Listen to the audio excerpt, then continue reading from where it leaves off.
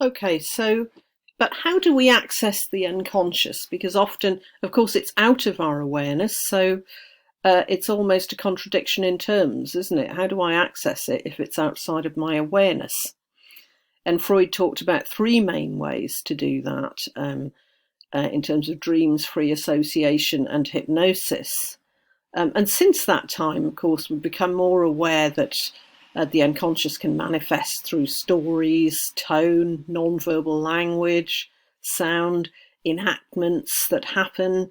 And we can think about doing some exercises to sort of warm us up to that side of ourselves, making it easier to free associate, surface images, and talk about these things that may occur to us, but it doesn't occur to us to actually share that in the context of the Balint group.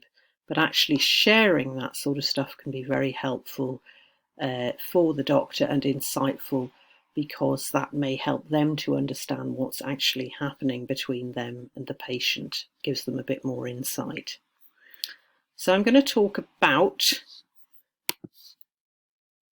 4 exercises that I use to surface unconscious material, from simple warm-ups to a more complicated transference and countertransference exercise. And within that, I'm also going to talk about the use of free association, free writing, and drawing to capture the information as it comes up. And you'll be using yourself in this as kind of material just to understand how to get in touch with yourself in these ways. And some people will find it more easy than others, or some people will find some exercises easier to get hold of than others, and that's fine. There's no perfect way of doing it, and we often have our own particular ways as we get into it. So, going to... The other thing that we need to be aware of course, is creating a safe and playful environment. So the first thing we need to do with the groups that we have is try and develop that trusting, confidential, safe environment. And that's not easy either online or face-to-face. It takes time to develop that. And yet what we're talking about, of course, is at the start, we want people to get used to trying to use these, because that's going to be useful in the Balint context. So we want our environment to be confidential with no interruptions. We want it to be honest and open.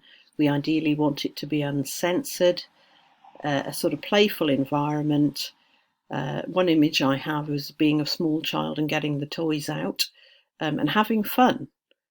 So it should be a bit humorous, but not in a trivializing way. Humor's always quite delicate in the sense that let's not over trivialize, but on the other hand, let's not get too serious either. We don't really know with the unconscious whose unconscious we're playing with when we're in a group, because it might be our own or it might be the doctor's. So it's all quite difficult to distinguish in that sense. We can only own for ourselves what we bring up.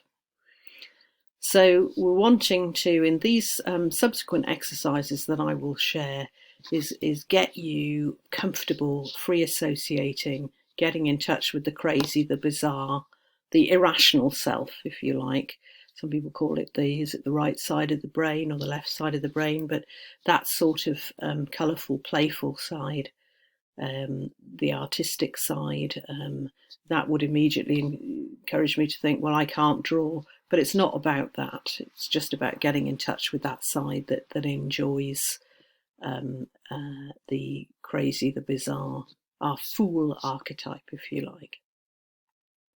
And inside the fool that there is wisdom.